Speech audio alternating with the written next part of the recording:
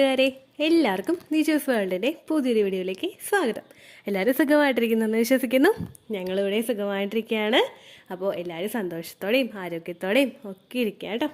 ഇന്നത്തെ വീഡിയോയിൽ സംസാരിക്കുന്നത്, നിങ്ങൾ പ്രഗ്നൻസി ട്രൈ ചെയ്യുന്നവരാണെങ്കിൽ ഓവുലേഷൻ നടക്കുന്ന ദിവസം നിങ്ങൾക്കുണ്ടാകുന്ന ഡിസ്ചാർജിൻ്റെ ടെക്സ്ചറിനെ പറ്റിയിട്ടാണ്. ഓവുലേഷൻ നടക്കുന്ന സമയത്ത് പലർക്കും തന്നെ വജൈനൽ ഡിസ്ചാർജ് ഉണ്ടാവുന്നില്ല. പക്ഷെ ഒരുപാട് പേര് ചാനലിൽ പറയുന്നുണ്ട്, ചേച്ചി തിക്കായിട്ടുള്ള ഡിസ്ചാർജ് ആണ് വരുന്നത്, ഇത് ഓവുലേഷൻ നടക്കാത്തത് കൊണ്ടാണോ, ഇതിലെന്തെങ്കിലും പ്രശ്നമുണ്ടോ എന്നൊക്കെ ചോദിക്കുന്ന ഒരുപാട് പേരുണ്ട്. അപ്പോൾ നമ്മൾ ഓവുലേഷൻ ഡിസ്ചാർജിന്റെ സ്റ്റേജ് എന്താണെന്ന് മസ്റ്റായിട്ട് അറിഞ്ഞിരിക്കണം. അതായത് ഓവുലേഷൻ നടക്കുന്ന സമയത്ത് എങ്ങനെയാണ് നമുക്ക് ഡിസ്ചാർജ് വരുന്നത്, ഇത് ഓരോ സ്റ്റേജിലും ഓവുലേഷൻ അടുക്കുന്ന സമയത്ത് എങ്ങനെയാണ്, ഓവുലേഷൻ കഴിയുന്ന സമയത്ത് എങ്ങനെയാണ്, എക്സാക്ട് ഓവുലേഷൻ ഡേറ്റിൽ എങ്ങനെയാണ്, ഈ കാര്യങ്ങൾ നിങ്ങൾ മസ്റ്റായിട്ട് അറിഞ്ഞിരിക്കണം. അപ്പോൾ നമുക്കിതൊരു ഫ്ലോയിൽ അങ്ങനെ ഓരോ സ്റ്റേജായിട്ട് പോവാം കേട്ടോ. വീഡിയോ നമുക്കപ്പോൾ സ്റ്റാർട്ട് ചെയ്യാം. ഇവിടെ ഏറ്റവും ആദ്യം സംസാരിക്കാൻ പോകുന്നത് നമ്മുടെ ഓവുലേഷന് മുൻപുള്ള സമയം, അതായത് നമ്മുടെ പീരിയഡ്സ് ജസ്റ്റ് കഴിഞ്ഞിട്ടുള്ള സമയം. ഇപ്പോൾ നിങ്ങളിൽ ഓവുലേഷൻ നടക്കുന്നത് 14ാമത്തെ ദിവസമാണെങ്കിൽ, പീരിയഡ്സിന്റെ 14ാമത്തെ ദിവസമാണെങ്കിൽ ഒരു 10ാമത്തെ ദിവസം മുതൽ അല്ലെങ്കിൽ ഒരു 9ാമത്തെ ദിവസം മുതൽ നമുക്ക് തുടങ്ങാം. ഈ ദിവസം എന്ന് പറയുന്നത് നമ്മുടെ പീരിയഡ്സിന്റെ ബ്ലഡ് പോയിട്ട് നമ്മുടെ ശരീരം ക്ലിയർ ആയ ഒരു സമയമാണ്. ഈ സമയം മുതൽ നമുക്കുണ്ടാകാൻ സാധ്യതയുള്ള ഒരു 9th ഡേ മുതൽ ഉണ്ടാകാൻ സാധ്യതയുള്ള ഡിസ്ചാർജ് എന്ന് പറയുന്നത് ഇവിടെ ഈ ഫോട്ടോയിൽ കൊടുത്തിരിക്കുന്നത് പോലെ സ്റ്റിക്കി ആയിട്ടുള്ള ഡിസ്ചാർജ് ആയിരിക്കും. ഡ്രൈ ആയിരിക്കും ആ ഒരു ഡിസ്ചാർജ്. ഡ്രൈ എന്ന് പറഞ്ഞു കഴിഞ്ഞാൽ നിങ്ങൾ കണ്ടിട്ടുണ്ടാവുമല്ലോ, ഓവുലേഷൻ സമയത്ത് അല്ലാതെയും നിങ്ങൾക്ക് പലർക്കും ഡിസ്ചാർജ് ഉണ്ടാകും. ആ ഡിസ്ചാർജ് നിങ്ങൾക്ക് കട്ടിയായിട്ടായിരിക്കും പോകുന്നത്. ആ കട്ടിയായിട്ടുള്ള ഡിസ്ചാർജ് 2 കൈവിരലുകൾക്കിടയിൽ നിങ്ങൾക്ക് വരികയാണെങ്കിൽ അതിനൊട്ടും നമുക്ക് വലിച്ചിട്ടാൻ പറ്റില്ല. ഒരു തവണ നമ്മൾ നീട്ടിക്കഴിഞ്ഞാൽ അത് പിന്നെയും കയ്യിൽ നിന്ന് വിട്ടുപോകും. അങ്ങനെയുള്ള ഡിസ്ചാർജ് ആയിരിക്കും നമുക്കൊരു 9th അല്ലെങ്കിൽ ഒരു 10th ഡേയിൽ കാണാനായിട്ട് സാധിക്കുന്നത്. നിങ്ങൾക്ക് ഓവുലേഷൻ നടക്കുന്നതിന് മുൻപായിട്ട് ഇങ്ങനെ വരുന്നുണ്ടോ എന്ന് നിങ്ങൾ മസ്റ്റായിട്ട് ശ്രദ്ധിക്കണം കേട്ടോ. ദെൻ ഒരു 10th ഡേ ഒക്കെ കഴിഞ്ഞു കഴിഞ്ഞാൽ, 10th 11th ആ ഒരു ഡേ ഒക്കെ എത്തിക്കഴിഞ്ഞാൽ ഈ ഡിസ്ചാർജ് കുറച്ചും കൂടി ഒന്ന് ക്രീമി ആകും. ഇപ്പം നമ്മൾ നിവ്യയുടെ ഒക്കെ ക്രീം എടുത്തിട്ട് കയ്യിലാക്കി കഴിഞ്ഞാൽ ഒരു എന്താ പറയുക, ഒരു ക്രീമി ആയിട്ടുള്ള ഒരു ടെക്സ്ചർ അല്ലേ അത് നമുക്ക് കുറച്ചൊന്ന് എന്താ പറയുക സ്മൂത്ത് ആയിട്ടുള്ള, നേരത്തെ ഉണ്ടായിരുന്നതിനേക്കാളും ഡ്രൈ ആയിട്ടുള്ള ഒരു ഡിസ്ചാർജ് ആയിരിക്കില്ല, കുറച്ചൊന്ന് സ്മൂത്ത് ആയിരിക്കും. ആ ഡിസ്ചാർജ് നിങ്ങൾക്ക് വരുന്നുണ്ടെങ്കിൽ നിങ്ങൾ ഏകദേശം നിങ്ങളുടെ ഫെർട്ടൈൽ ഡേയിലോട്ട് അടുത്ത് തുടങ്ങിയെന്ന് നമുക്ക് പറയാനായിട്ട് സാധിക്കും. പിന്നെ മൂന്നാമതായിട്ട് നിങ്ങൾക്ക് ഉണ്ടാകുന്ന ഡിസ്ചാർജ്, അതായത് നമ്മുടെ ശരിക്കും നമുക്ക് വരാൻ പോകുന്ന ഓവുലേഷൻ ഡിസ്ചാർജ്, അതെടുക്കുന്നതിനേക്കാളും കുറച്ച് ഒരു ദിവസം അല്ലെങ്കിൽ ഒരു 2 ദിവസം മുൻപ് നിങ്ങൾക്ക് ഉണ്ടാകുന്ന ഡിസ്ചാർജ് എന്ന് പറയുന്നത്, നിങ്ങൾ കുഞ്ഞുങ്ങളുടെ സ്ലൈം കണ്ടിട്ടില്ലേ, കുട്ടികൾ കളിക്കുന്ന ഒരു ടോയാണ് സ്ലൈം എന്ന് പറഞ്ഞിട്ട്. ഇപ്പൊ നിങ്ങൾ അലോവേര ജെല്ലാണെങ്കിൽ എല്ലാവരും കണ്ടിട്ടുണ്ടാവും അലോവേര ജെല്ല്. ഈ അലോവേര ജെല്ലിന്റെ പോലെയുള്ള ഒരു ടെക്സ്ചർ ആയിരിക്കും. അതായത് നമ്മൾ കയ്യിലിട്ട് ഇങ്ങനെ കാണിക്കുമ്പോഴേക്കും ഒന്ന് അനങ്ങുന്നത് പോലെയുള്ള ഒരു ടെക്സ്ചർ. നേരത്തെ ഉണ്ടായിരുന്ന ക്രീമിയെ അപേക്ഷിച്ച് കുറച്ചും കൂടി നല്ലതുപോലെ നമ്മുടെ എഗ് വൈറ്റിലോട്ട് ഫോം ആയി വരുന്നതിന്റെ ഒരു ടൈപ്പ് ആയിരിക്കും ഈ ഒരു ഡിസ്ചാർജിൽ ഉണ്ടാവുന്നത്. നമ്മൾ 2 കൈവിരലുകൾക്കിടയിൽ വെച്ചൊന്ന് വലിക്കാൻ നോക്കിക്കഴിഞ്ഞാൽ ചെറുതായിട്ടൊന്ന് വലിഞ്ഞു തുടങ്ങും. ഈ ഡിസ്ചാർജിനും കളർ ഉണ്ടാവും കേട്ടോ. സാധാരണ നമുക്ക് ഓവുലേഷൻ നടക്കുന്ന ഡിസ്ചാർജിന് കളർ ഉണ്ടാവില്ല. പക്ഷേ ഈ ഡിസ്ചാർജിന്, നിങ്ങളുടെ ഫെർട്ടിലിറ്റി പീരീഡ് അടുക്കുന്നതിന് മുൻപുള്ള ഈ ഒരു ഡിസ്ചാർജിന് കളർ ഉണ്ടാകും. അതുപോലെ തന്നെ ഇത് എഗ് വൈറ്റിലോട്ട്, അതായത് എഗ് വൈറ്റിന്റെ ടെക്സ്ചറിലോട്ട് വലിച്ചു നീട്ടാൻ പറ്റുന്ന ഒരു ഫോമിലോട്ട് മാറുന്ന വൈറ്റ് കളറിലെ ഡിസ്ചാർജ് ആയിരിക്കും നിങ്ങൾക്ക് ഉണ്ടാവുക. അടുത്തതെന്ന് പറയുന്നത് എക്സാക്ട് ഓവുലേഷൻ നടക്കുന്ന ദിവസം നിങ്ങൾക്ക് ഉണ്ടാവുന്ന ഡിസ്ചാർജ്. ഈ ഡിസ്ചാർജ് എന്ന് പറയുന്നത് എഗ് വൈറ്റ് ടെക്സ്ചറിലുള്ള ഡിസ്ചാർജ് ആയിരിക്കും. എഗ് വൈറ്റ് എന്ന് പറയുമ്പോഴേക്കും പച്ചമുട്ടയുടെ വെള്ള പോലെയോ അല്ലെങ്കിൽ വെണ്ടക്ക നമ്മൾ കട്ട് ചെയ്യുമ്പോൾ ഉണ്ടാകുന്ന ഒരു വഴുവഴുപ്പില്ലേ, ഇതോടുകൂടിയ ഒരു ഡിസ്ചാർജ് ആയിരിക്കും നിങ്ങൾക്ക് ഉണ്ടാകുന്നത്. ഈ ഡിസ്ചാർജ് എന്ന് പറയുന്നത് നമ്മൾ 2 കൈവിരലുകൾക്കിടയിൽ വെച്ചിട്ട് വലിച്ചു നീട്ടുകയാണെങ്കിൽ അത് വലിഞ്ഞു പോകാനായിട്ട് ചാൻസ് ഉണ്ട്. ഈ ഡിസ്ചാർജ് നിങ്ങൾക്ക് വരുമ്പോൾ അതിനർത്ഥം നിങ്ങളുടെ അണ്ടം നാച്ചുറലി പൊട്ടി.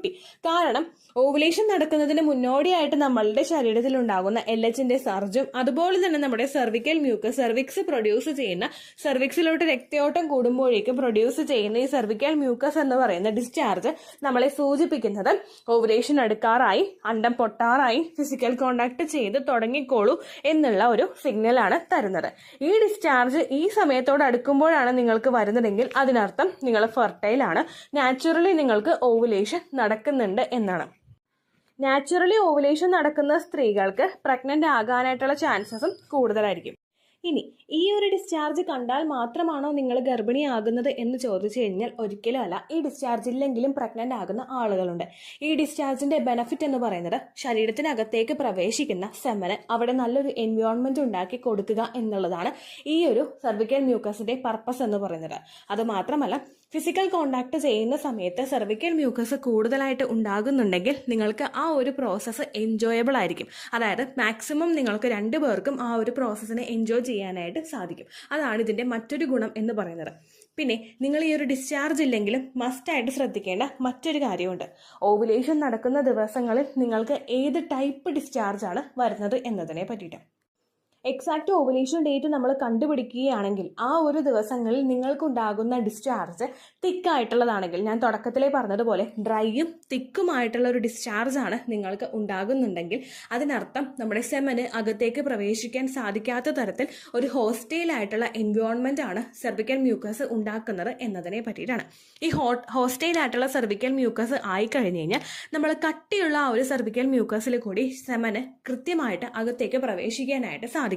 അങ്ങനെ വന്നു കഴിഞ്ഞാൽ പലതും ആ ഒരു വജൈനയുടെ ഓപ്പണിങ്ങിൽ വെച്ചിട്ട് തന്നെ നശിച്ചു പോവുകയും ചെയ്യും. നിങ്ങളൊന്ന് ആലോചിച്ച് നോക്കുക. നിങ്ങൾക്ക് ജലദോഷം ഉണ്ടാകുമ്പോഴേക്കും കട്ടയായിട്ടാണ് കഫം നിങ്ങളുടെ മൂക്കിലിരിക്കുന്നതെങ്കിൽ നിങ്ങൾക്ക് ബ്രീത്ത് എടുക്കാനായിട്ട് പറ്റുമോ? നമുക്ക് ബുദ്ധിമുട്ടുണ്ടാവില്ലേ ബ്രീത്ത് എടുക്കാൻ വേണ്ടിയിട്ട്? ഇതേ ഒരു കാര്യം തന്നെയാണ് ഈ ഒരു സിറ്റുവേഷനിലും നമുക്ക് കണ്ടുപിടിക്കാനായിട്ടും മനസ്സിലാക്കാനായിട്ടും സാധിക്കുന്നത്. അത് തിക്കാണെങ്കിൽ, ഓവുലേഷൻ നടക്കുന്ന സമയങ്ങളിൽ ഉണ്ടാവുന്ന ഡിസ്ചാർജ് തിക്കാണെങ്കിൽ അകത്തേക്ക്, ശരീരത്തിനകത്തേക്ക് സ്പേമിന് പ്രവേശിക്കാനായിട്ട് സാധിക്കില്ല. അങ്ങനെ വന്നു കഴിഞ്ഞാൽ നമുക്ക് പ്രഗ്നൻസി അവിടെ പോസിബിൾ ആവില്ല. അങ്ങനെയുള്ളവർക്ക് ഓവുലേഷൻ ചിലപ്പോൾ നടക്കുന്നുണ്ടാകും, പക്ഷേ പ്രഗ്നൻസി നടക്കാനായിട്ടുള്ള ചാൻസസ് കുറവാണ്. ഈ ഡിസ്ചാർജ് വർദ്ധിപ്പിക്കാൻ വേണ്ടിയിട്ട് വിറ്റമിൻ ഇ അടങ്ങിയിട്ടുള്ള കണ്ടൻസിലുള്ള ഭക്ഷണങ്ങളും, അതായത് ബദാം കഴിക്കുന്നത് നല്ലതാണ്. അതുപോലെ തന്നെ കുക്കുംബർ കഴിക്കുന്നത് നല്ലതാണ്. വാട്ടർമെലൺ കഴിക്കുന്നത് നല്ലതാണ്. അതുപോലെ ധാരാളം വെള്ളം കുടിക്കാൻ ശ്രമിക്കുന്നത് നല്ലതാണ്. വെള്ളം എന്ന് പറയുന്നതിലാണ് സെർവിക്കൽ മ്യൂക്കസ് പ്രൊഡ്യൂസ് ആകുന്നത്. ഈ സെർവിക്കൽ മ്യൂക്കസിന്റെ ഭൂരിഭാഗം കണ്ടന്റിലും അടങ്ങിയിട്ടുള്ളത് വാട്ടറുമാണ്. അതുകൊണ്ട് നിങ്ങൾ ധാരാളം വെള്ളം കുടിച്ച് നിങ്ങൾക്ക് സെർവിക്കൽ മ്യൂക്കസ് ഇൻക്രീസ് ചെയ്യാനായിട്ട് സാധിക്കും. അതുപോലെ തന്നെ നിങ്ങൾ ഓവുലേഷൻ നടക്കുന്ന സമയത്ത് ഡിസ്ചാർജിൽ വ്യത്യാസമുണ്ടെങ്കിൽ ഡോക്ടറെ സമീപിക്കുക. അതിനുശേഷം സെർവിക്കൽ മ്യൂക്കസ് ഇൻക്രീസ് ചെയ്യാനായിട്ട് സഹായിക്കുന്ന കോൺസീവൽ എന്ന് പറയുന്ന ഒരു മെഡിസിൻ ഉണ്ട്. ഏറ്റവും കൂടുതൽ ഡോക്ടേഴ്സ് ഈ ഒരു മെഡിസിൻ കൊടുത്തിട്ടാണ് കാണാറ്. അതുകൊണ്ടാണ് ആ പെർട്ടിക്കുലർ മെഡിസിനെ പറ്റി മാത്രം പറഞ്ഞത് കേട്ടോ. ഈ കോൺസീവൽ മെഡിസിൻ നമ്മുടെ സെർവിക്കൽ മ്യൂക്കസിന്റെ ക്വാളിറ്റി വർദ്ധിപ്പിക്കുന്നതിന് വേണ്ടിയിട്ടും ആ ഒരു ഡിസ്ചാർജിന്റെ ടെക്സ്ചർ ഇംപ്രൂവ് ചെയ്യുന്നതിന് വേണ്ടിയിട്ടും സഹായിക്കുന്നു. കോൺസീവൽ എന്ന് പറയുന്ന മെഡിസിനെ പറ്റി അറിയാൻ വേണ്ടിയിട്ട് ദി ചൂസ് വേൾഡ് കോൺസീവൽ എന്ന് ടൈപ്പ് ചെയ്ത് കഴിഞ്ഞാൽ നിങ്ങൾക്ക് ആ വീഡിയോ ലഭിക്കുന്നതായിരിക്കും. അതിൽ ഞാനൊരു കമന്റ് പിൻ ചെയ്തിട്ടിട്ടുണ്ട്. കാരണം ഈ ഒരു മെഡിസിൻ എടുത്തിട്ട് പ്രഗ്നന്റ് ആയി എന്നതിനെ പറ്റിയിട്ട് ഒരു കമന്റ് വന്നിട്ടുണ്ടായിരുന്നു. അത് ഞാൻ പിൻ ചെയ്തിട്ടുണ്ട് കേട്ടോ.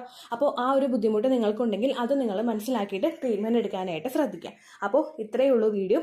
യൂസ്ഫുൾ ആയി കാണുമെന്ന് വിശ്വസിക്കുന്നു. യൂസ്ഫുൾ ആവുന്നുണ്ടെങ്കിൽ ലൈക്ക് ചെയ്യുക, ഫ്രണ്ട്സിനൊക്കെ ഷെയർ ചെയ്ത് കൊടുക്കുക കേട്ടോ. എന്തെങ്കിലും സംശയം ഉണ്ടെങ്കിൽ നിങ്ങൾ കമന്റ്സിൽ ചോദിക്കുക.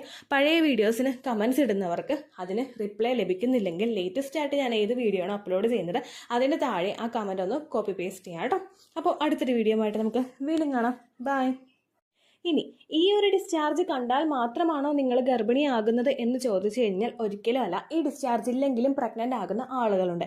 ഈ ഡിസ്ചാർജിന്റെ ബെനഫിറ്റ് എന്ന് പറയുന്നത് ശരീരത്തിനകത്തേക്ക് പ്രവേശിക്കുന്ന സെമന് അവിടെ നല്ലൊരു എൻവയോൺമെന്റ് ഉണ്ടാക്കി കൊടുക്കുക എന്നുള്ളതാണ് ഈ ഒരു സെർവിക്കൽ മ്യൂക്കസിന്റെ പർപ്പസ് എന്ന് പറയുന്നത്. അത് മാത്രമല്ല, ഫിസിക്കൽ കോണ്ടാക്ട് ചെയ്യുന്ന സമയത്ത് സെർവിക്കൽ മ്യൂക്കസ് കൂടുതലായിട്ട് ഉണ്ടാകുന്നുണ്ടെങ്കിൽ നിങ്ങൾക്ക് ആ ഒരു പ്രോസസ്സ് എൻജോയബിൾ ആയിരിക്കും. അതായത് മാക്സിമം നിങ്ങൾക്ക് രണ്ടുപേർക്കും ആ ഒരു പ്രോസസ്സിനെ എൻജോയ് ചെയ്യാനായിട്ട് സാധിക്കും. അതാണ് ഇതിന്റെ മറ്റൊരു ഗുണം എന്ന് പറയുന്നത്. പിന്നെ നിങ്ങൾ ഈ ഒരു ഡിസ്ചാർജ് ഇല്ലെങ്കിലും മസ്റ്റായിട്ട് ശ്രദ്ധിക്കേണ്ട മറ്റൊരു കാര്യമുണ്ട്. ഓവുലേഷൻ നടക്കുന്ന ദിവസങ്ങളിൽ നിങ്ങൾക്ക് ഏത് ടൈപ്പ് ഡിസ്ചാർജ് ആണ് വരുന്നത് എന്നതിനെ പറ്റിയിട്ട്. എക്സാക്ട് ഓവുലേഷൻ ഡേറ്റ് നമ്മൾ കണ്ടുപിടിക്കുകയാണെങ്കിൽ ആ ഒരു ദിവസങ്ങളിൽ നിങ്ങൾക്കുണ്ടാകുന്ന ഡിസ്ചാർജ് തിക്കായിട്ടുള്ളതാണെങ്കിൽ, ഞാൻ തുടക്കത്തിലേ പറഞ്ഞതുപോലെ ഡ്രൈയും തിക്കുമായിട്ടുള്ള ഒരു ഡിസ്ചാർജ് ആണ് നിങ്ങൾക്ക് ഉണ്ടാകുന്നുണ്ടെങ്കിൽ അതിനർത്ഥം നമ്മുടെ സെമന് അകത്തേക്ക് പ്രവേശിക്കാൻ സാധിക്കാത്ത തരത്തിൽ ഒരു ഹോസ്റ്റൈലായിട്ടുള്ള എൻവയോൺമെന്റ് ആണ് സെർവിക്കൽ മ്യൂക്കസ് ഉണ്ടാക്കുന്നത് എന്നതിനെ പറ്റിയിട്ടാണ്. ഈ ഹോസ്റ്റൈലായിട്ടുള്ള സെർവിക്കൽ മ്യൂക്കസ് ആയി കഴിഞ്ഞു കഴിഞ്ഞാൽ നമ്മൾ കട്ടിയുള്ള ആ ഒരു സെർവിക്കൽ മ്യൂക്കസിൽ കൂടി സെമന് കൃത്യമായിട്ട് അകത്തേക്ക് പ്രവേശിക്കാനായിട്ട് സാധിക്കും. സാധിക്കില്ല. അങ്ങനെ വന്നു കഴിഞ്ഞാൽ പലതും ആ ഒരു വജൈനയുടെ ഓപ്പണിങ്ങിൽ വെച്ചിട്ട് തന്നെ നശിച്ചു പോവുകയും ചെയ്യും. നിങ്ങളൊന്ന് ആലോചിച്ച് നോക്കുക. നിങ്ങൾക്ക് ജലദോഷം ഉണ്ടാകുമ്പോഴേക്കും കട്ടയായിട്ടാണ് കഫം നിങ്ങളുടെ മൂക്കിലിരിക്കുന്നതെങ്കിൽ നിങ്ങൾക്ക് ബ്രീത്ത് എടുക്കാനായിട്ട് പറ്റുമോ? നമുക്ക് ബുദ്ധിമുട്ടുണ്ടാവില്ലേ ബ്രീത്ത് എടുക്കാൻ വേണ്ടിയിട്ട്? ഇതേ ഒരു കാര്യം തന്നെയാണ് ഈ ഒരു സിറ്റുവേഷനിലും നമുക്ക് കണ്ടുപിടിക്കാനായിട്ടും മനസ്സിലാക്കാനായിട്ടും സാധിക്കുന്നത്.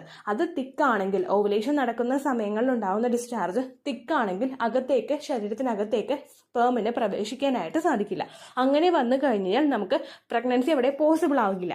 അങ്ങനെയുള്ളവർക്ക് ഓവുലേഷൻ ചിലപ്പോൾ നടക്കുന്നുണ്ടാകും, പക്ഷേ പ്രഗ്നൻസി നടക്കാനായിട്ടുള്ള ചാൻസസ് കുറവാണ്. ഈ ഡിസ്ചാർജ് വർദ്ധിപ്പിക്കാൻ വേണ്ടിയിട്ട് വിറ്റമിൻ ഇ അടങ്ങിയിട്ടുള്ള കണ്ടൻസിലുള്ള ഭക്ഷണങ്ങളും, അതായത് ബദാം കഴിക്കുന്നത് നല്ലതാണ്.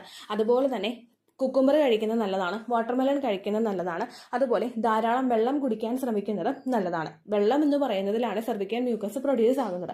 ഈ സെർവിക്കൽ മ്യൂക്കസിന്റെ ഭൂരിഭാഗം കണ്ടന്റിലും അടങ്ങിയിട്ടത് വാട്ടറുമാണ്. അതുകൊണ്ട് നിങ്ങൾ ധാരാളം വെള്ളം കുടിച്ച് നിങ്ങൾക്ക് സെർവിക്കൽ മ്യൂക്കസ് ഇൻക്രീസ് ചെയ്യാനായിട്ട് സാധിക്കും. അതുപോലെ തന്നെ നിങ്ങൾ ഓവുലേഷൻ നടക്കുന്ന സമയത്ത് ഡിസ്ചാർജിൽ വ്യത്യാസമുണ്ടെങ്കിൽ ഡോക്ടറെ സമീപിക്കുക. അതിനുശേഷം സെർവിക്കൽ മ്യൂക്കസ് ഇൻക്രീസ് ചെയ്യാനായിട്ട് സഹായിക്കുന്ന കോൺസീവൽ എന്ന് പറയുന്ന ഒരു മെഡിസിൻ ഉണ്ട്. ഏറ്റവും കൂടുതൽ ഡോക്ടേഴ്സ് ഈ ഒരു മെഡിസിൻ കൊടുത്തിട്ടാണ് കാണാറ്. അതുകൊണ്ടാണ് ആ പെർട്ടിക്കുലർ മെഡിസിനെ പറ്റി മാത്രം പറഞ്ഞത് കേട്ടോ. ഈ കോൺസീവൽ മെഡിസിൻ നമ്മുടെ സെർവിക്കൽ മ്യൂക്കസിന്റെ ക്വാളിറ്റി വർദ്ധിപ്പിക്കുന്നതിന് വേണ്ടിയിട്ടും ആ ഒരു ഡിസ്ചാർജിന്റെ ടെക്സ്ചർ ഇംപ്രൂവ് ചെയ്യുന്നതിന് വേണ്ടിയിട്ടും സഹായിക്കുന്നു.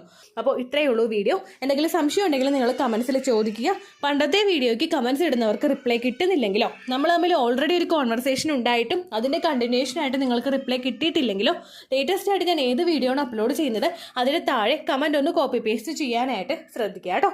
അതുപോലെ ഓവുലേഷൻ ഡേറ്റ് കാൽക്കുലേറ്റ് ചെയ്ത് തരാനായിട്ട് റിക്വസ്റ്റ് ചെയ്യുന്നവർ എത്രയാണോ നിങ്ങളുടെ കൃത്യം സൈക്കിൾ ലെങ്ത് അത് മെൻഷൻ ചെയ്യാനായിട്ട് ശ്രദ്ധിക്കുക. സൈക്കിൾ ലെങ്ത് എന്നതുകൊണ്ട് ഉദ്ദേശിച്ചത് ഓരോ മാസവും എത്ര ദിവസം കൂടുമ്പോഴാണോ ബ്ലീഡിങ് വരുന്നത് അതിനെയാണ് കേട്ടോ ഉദ്ദേശിച്ചത്.